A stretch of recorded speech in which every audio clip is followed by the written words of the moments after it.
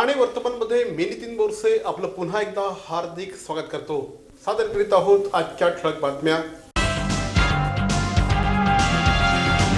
ठाणे शहरामध्ये पुन्हा एकदा तरुणीवर रिक्षामध्ये हल्ला झाल्याची घटना घडल्यानंतर या संदर्भात पुन्हा एकदा मोठ्या प्रमाणात खळबळ माजली आहे।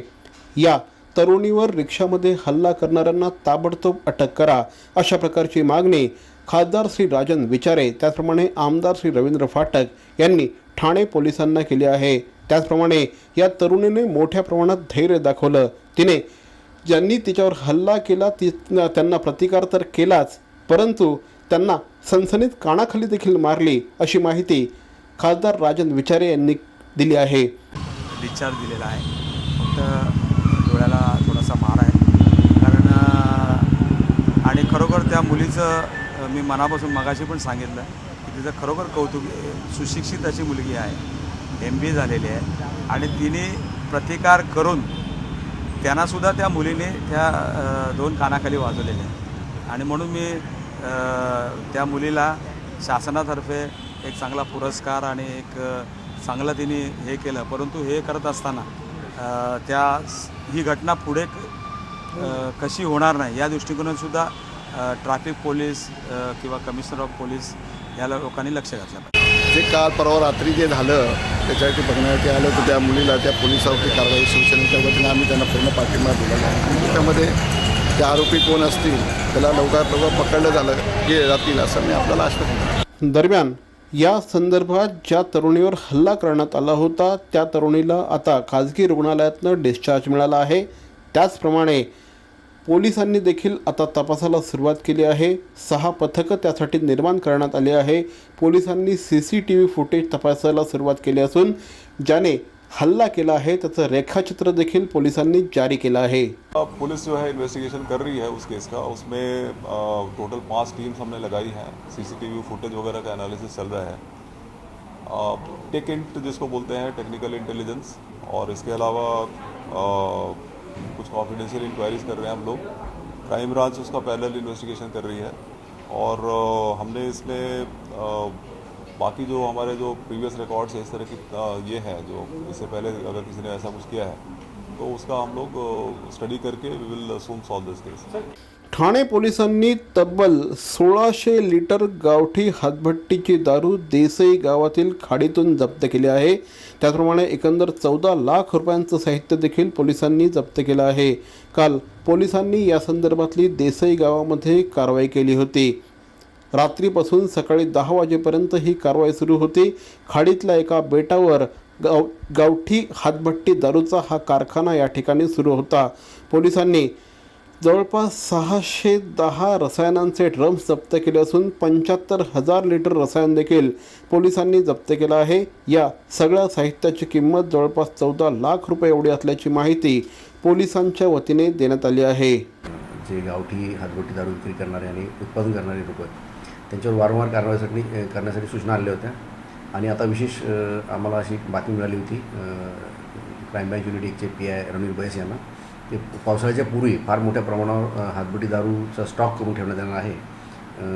त्यामुळे मोठी देसाई गावामध्ये रात्रीच्या वेळेला रणवीर बैस PI, त्यांचे सहकारी अधिकारी, युनिट 1चे कर्मचारी आणि शिव डायगरचे PI संदीप पाटील आणि त्यांचा स्टाफ यांनी मिळून रात्री फार मोठ्या प्रमाणावर खाडी किनारी कारवाई केलेली आहे आणि त्यामध्ये फार मोठ्या प्रमाणावर रसायन, गावठी हातभट्टी दारू नाश करण्यात आले।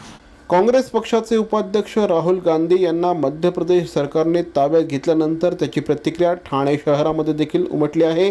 ठाणे शहरामध्ये काल काँग्रेस पक्षाच्या वतीने या कारवाईच्या विरोधात ठिय्या आंदोलन करण्यात आलं।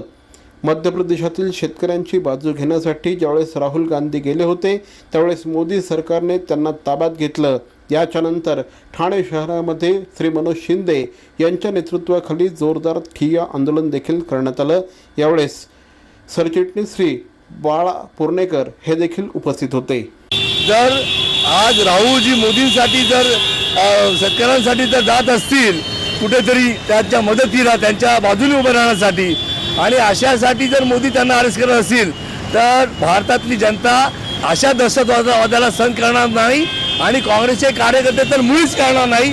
ठाण्याच्या माध्यमातून अस्सल चव्हाणांच्या नेतृत्वाखाली आम्ही हे आंदोलन छेडतोय आणि जोपर्यंत राहुलजींना तुम्ही मुक्त करणार नाही, सोडणार नाही, आंदोलनासाठी जे शांतपणे लोकशाही पद्धतीने चाललेलं आहे त्यासाठी सोडणार नाही, तोपर्यंत आमचं आंदोलन चालू राहणार आहे. निसर्गातल्या कणाकणात ईश्वराचा वास, फुला फुलातून दरवळणारा मोहक मंद सुवास, याच सुगंधातून वसे पूर्णत्वाचा ध्यास. देवभक्ती अगरबत्ती दे आनंद हमखास. विविध सुगंधात उपलब्ध पितांबरी देवभक्ती अगरबत्ती आजच आणा घरात. तेव्हाचा चिंग्या तसाच होता. माझे इथल्या बँकेत अकाउंट नाही, त्यामुळे माझ्याजवळ पैसे नाहीत. माझे पैसे तुम्हीच भराल का रे मित्रांनो? नंतरचा चिंग्या तसाच होता.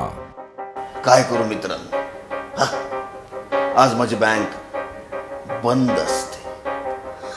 चिंग्या अजूनही बदलत नव्हता. आता माझ्याकडे पैसे आहेत, पण चेकबुक नाहीये. चिंग्याची कारणं थांबत नव्हती. आता मला मोबाईल मधनं पैसे ट्रान्सफर करता येतात बरं का. पण नेमकं त्याच बँकेचं ॲप माझ्या मोबाईलमध्ये नाही. बास, कारणं संपली. अरे पण उठा, फोन कर, ट्रान्झॅक्ट. ट्रान्झॅक्ट, तुला पण माहितीये transact? Transact zap, transact app, transact app. Baron Mail स्टुडिओचा लग्नसराई धमाका, 50% महासेल. किती? 50% महासेल. हो, कुठल्याही कपड्यांवर चक्क 50% ऑफ. बॅरॉन मेन स्टुडिओ ठाणेकरांच्या सेवेत पुन्हा एकदा नव्या रूपात, नव्या रंगात. अधिक व्हरायटी आणि तत्पर सेवेसह बॅरॉन मेन स्टुडिओ. एथनिक मेन्सवेअरचे भव्य showroom. Blazer suits, sherwani, Jodhpuri, Indo western, kurta suits, formal, partywear, shirts आणि ट्राउझर्सचे भव्य दुमजली शोरूम. बॅरॉन men studio. पुरुषांच्या खरेदीचा एक वेगळा अनुभव. चला तर मग वाट कसली बघताय, सहभागी हो बॅरॉनच्या 50% महासेल मध्ये. बॅरॉन मेन स्टुडिओ, आमंत्रण हॉटेल जवळ, जिल्हा परिषदेसमोर, स्टेशन रोड, ठाणे. दूरध्वनी 022-2530-4837. बॅरॉन मेन स्टुडिओ. राष्ट्रवादी काँग्रेसच्या वतीने आज शेतकऱ्यांच्या मागण्यांना पाठिंबा देण्यासाठी ठाणे शहरामध्ये एका मोर्चाचं आयोजन करण्यात आलं होतं. या मोर्चामध्ये राष्ट्रवादी काँग्रेसचे ठाणे अध्यक्ष श्री आनंद परांजपे, त्याचप्रमाणे आमदार श्री निरंजन डावखरे, विरोधी पक्षनेते श्री मिलिंद पाटील यांच्यासह अनेक मान्यवर सहभागी झाले होते. यावेळेस शेतकऱ्यांची एक सनद देखील राज्य सरकारला सुपूर्द करण्यात आली. शेतकऱ्यांचं संपूर्ण कर्ज माफ करा, त्याचप्रमाणे शेतकऱ्यांचा सातबारा कोरा करा, यासहित इतरही मागण्या यावेळेस करण्यात आल्या. राष्ट्रवादी पक्षाची ही भूमिका राहिलेली आहे की शेतकऱ्यांना संपूर्ण कर्जमाफी मिळालीच पाहिजे, शेतकऱ्यांचा सातबारा कोरा झालाच पाहिजे, त्याचप्रमाणे शेतीला हमीभाव मिळाला पाहिजे आणि स्वामीनाथन आयोगाची नेमणूक झाली पाहिजे. या मागण्यांसाठी आज राष्ट्रवादी शहर काँग्रेसच्या वतीने जिल्हाधिकारी कार्यालयावर मोठा प्रचंड असा मोर्चा काढण्यात आला. बळीराजाची सनद आज ही आम्ही जिल्हाधिकाऱ्यांना देणार आहोत. अमेरिकन नागरिकांना कॉल करून त्यांना मोठ्या प्रमाणात गंडा घालणाऱ्या एका कॉल सेंटरवर काल ठाणे पोलिसांनी छापा टाकला. ठाणे पोलिसांनी या संदर्भात एकंदर 8 जणांना अटक केली आहे. अंबरनाथ MIDCमध्ये माउंट लॉजिक सोल्युशन्स हे कॉल सेंटर सुरू होतं. त्या ठिकाणी 25पेक्षा जास्त ऑपरेटर होते. या ठिकाणी अमेरिकन नागरिकांना अमेरिकन भाषेमध्ये कॉल करून त्यांना $6,000 कर्ज देण्याचं आमिष दाखवलं जात होतं. त्यानंतर या कर्जासाठी $100 ते $200 प्रोसेसिंग फी मागितली जात होती आणि या माध्यमातून मोठ्या प्रमाणात नागरिकांना गंडा घातला जात असल्याचं निष्पन्न झालं होतं. या संदर्भात तक्रारी प्राप्त झाल्यानंतर ठाणे पोलिसांनी ही कारवाई केली. अंबरनाथ येथील MIDCमध्ये काल रात्री गुन्हे शाखेने एका कॉल सेंटरवर छापा घातलेला आहे. या कॉल सेंटरचं नाव आहे माउंट लॉजिक सोल्युशन्स. या कॉल सेंटरमध्ये अमेरिकन नागरिकांना कॉल करून त्यांना फसवण्याचे प्रकार चालत असल्याची माहिती क्राईम ब्रँचला मिळाली होती. त्यावरून क्राईम ब्रँचच्या पथकाने एक्सपर्टच्या मदतीने या कॉल सेंटरवर छापा घातला. या छाप्यामध्ये त्या फ्लोअरवर सुमारे 25 ऑपरेटर काम करत असल्याचं आम्हाला आढळून आलं. आतापर्यंत पोलिसांनी 8 आरोपींना अटक केलेली आहे. मरावे परी अवयव रूपी उरावे. अवयव दानाचा हाच संदेश जनसामान्यांपर्यंत पोहोचवण्याचा संकल्प घेऊन निघाले आहेत ज्येष्ठ समाजसेवक माननीय नानजीभाई खिमजीभाई ठक्कर ठाणावाला. त्याचसाठी काढण्यात आली एक भव्य दिव्य रॅली. अवयव दानासाठी सुरू आहेत ठिकठिकाणी जनजागृती सभा. लक्षात ठेवा, आपला अवयव दानाचा संकल्प वाचवू शकतो कुणाचे तरी प्राण, दूर करू शकतो कुणाचं तरी अपंगत्व अगदी कायमचं, फुलवू शकतो अनेकांच्या संसारात सुखाचे बगीचे. अवयवदानाच्या या महायज्ञात सहभागी व्हा. समाजरत्न श्री नानजीभाई खिमजीभाई ठक्कर ठाणावाला यांच्या पुढाकाराने जनहितार्थ प्रकाशित. अहो, आपण आपलं घर स्वच्छ सुंदर नेटनेटकं ठेवतो ना, मग आपण आपल्या शहराच्या बाबतीत उदासीन का? आपलं शहर स्वच्छ सुंदर आणि नेटनेटकं ठेवणं ही आपली जबाबदारी आहे, हो ना? मग उचला फोन आणि विना परवाना होर्डिंग्स बॅनर्स कुठे दिसले तर 1800-222-108 या टोल फ्री क्रमांकावर कळवा किंवा 7506946-155 या भ्रमणध्वनीद्वारे आपली तक्रार नोंदवा किंवा महापालिकेने तयार केलेल्या स्टार ग्रेड ॲप्लिकेशनद्वारे आपली तक्रार नोंदवा. त्याची दखल त्वरित घेतली जाईल. लक्षात घ्या, आपला छोटासा सहभाग आपलं शहर स्वच्छ सुंदर आणि नेटनेटकं बनवू शकतो. जसं आपलं घर तसं आपलं ठाणे शहर.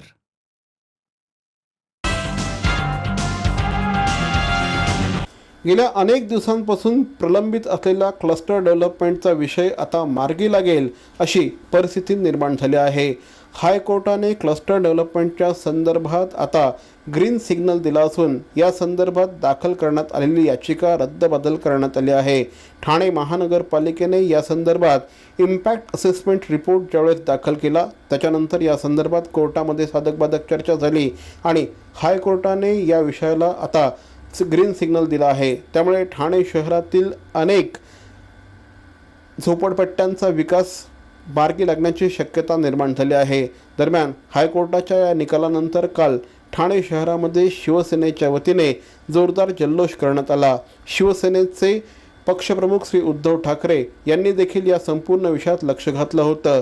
ठाणे शहरातील आमदार खासदारांनी देखील या संदर्भात मोठ्या प्रमाणात रान उठवलं होतं. या संदर्भात ठाण्यातनं एक मोठा मोर्चा देखील काढण्यात आला होता. या सगळ्याचं हे यश असल्याचं सभागृह नेते श्री नरेश म्हस्के यांनी सांगितलं.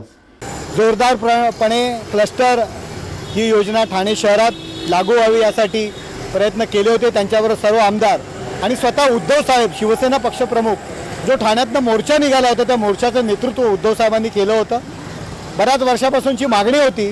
काही नतद्रष्ट लोकांनी ही योजना ठाणे शहरात आणि इतर ठिकाणी लागू होऊ नये म्हणून काही जण कोर्टात गेले होते. परंतु कोर्टाने आज त्याच्यावरती जी काही स्थगिती दिली होती, महानगरपालिकेने इम्पॅक्ट असेसमेंट जो अहवाल आहे तो वेळीच सादर केला आणि आज कोर्टाने त्याच्यावरची बंदी उठवलेली आहे आणि क्लस्टर डेव्हलपमेंटचा मार्ग मोकळा केलेला आहे.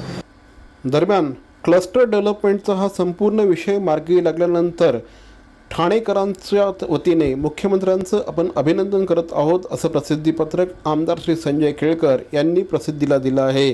क्लस्टरचा निर्णय माननीय मुख्यमंत्री श्री देवेंद्र फडणवीस यांनी आधीच घेतला होता, परंतु न्यायालयामध्ये हा विषय प्रलंबित होता. मात्र आता क्लस्टरचा विषय मोकळा झाला असून मुख्यमंत्र्यांनी निर्णय घेऊन विरोधकांची बोलती बंद केली असल्याची टीका देखील आमदार केळकर यांनी केली आहे. समस्त ठाणेकर नागरिकांच्या वतीने मुख्यमंत्र्यांचं आपण अभिनंदन करतो असं देखील श्री केळकर यांनी म्हटलं आहे. दरम्यान क्लस्टरच्या संदर्भात श्रेयवादाची लढाई आता सुरू झाली आहे. एकीकडे शिवसेनेने आपणच हा संपूर्ण विषय मार्गी लावला, दुसरीकडे मुख्यमंत्र्यांनी हा विषय मार्गी लावला असं BJPचं म्हणणं आहे. तर राष्ट्रवादी काँग्रेसच्या वतीने सर्वप्रथम हा विषय आपणच ऐरणीवर आणला होता असं राष्ट्रवादीचे ठाणे अध्यक्ष श्री आनंद परांजपे यांनी म्हटलं आहे. खरं तर क्लस्टरचा निर्णय हा आघाडीचे तत्कालीन मुख्यमंत्री पृथ्वीराजजी चव्हाण यांनी घेतला होता. या जिल्हाधिकारी कार्यालयासमोरच मी असेन, संजीव नाईक असतील, निरंजनजी डावकर असेल उपोषणाला भेटले होते आणि आमचे नेते जितेंद्र आव्हाडजी यांनी संपूर्ण ठाण्यामधनं लॉंग मार्च त्या मंत्रालयापर्यंत काढली होती आणि त्याच वेळेला क्लस्टरचा निर्णय जाहीर झाला होता. दुर्दैवाने या सरकार आल्यानंतर उच्च न्यायालयाची त्याला स्थगिती होती. क्लस्टरचं संपूर्ण श्रेय हे राष्ट्रवादी आणि काँग्रेसचंच आहे.